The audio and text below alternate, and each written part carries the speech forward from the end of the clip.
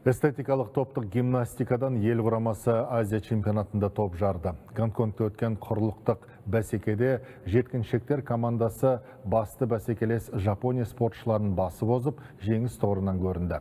Ал 16 жастан асқандар сайысында отандық гимнастшылар 2 және 3 орындарды иеленді. Бұрымдылардың асқан икемділігі мен ырғақты қозғалысы үйлесім табуы тиіс. Ұжымдық спорт бойынша Қазақстан Азия аумағында ең жас құрама болып есептеледі. Эстетикалық топтық гимнастика федерациясы құрылған 5 жыл ішінде 150-ден астам өрімдей қыз спорт шебер атанып үлгерген.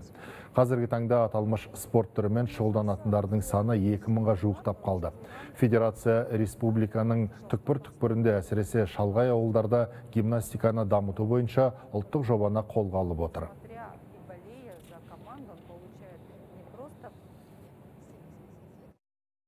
Келесі Азия чемпионаты 2026 жыл Астана қаласында алла жаса өткізсек, біздің қыздар енді соған дайындалып, бірінші орын алып, сол көрсетеміз деп ойлаймын. Сондай жоспарымыз бар енді келешекте. Эстетик топтық гимнастикаға 4 жастан, 4-6 жастан біз аламыз. Балалар 8 жаста да келіп жатады.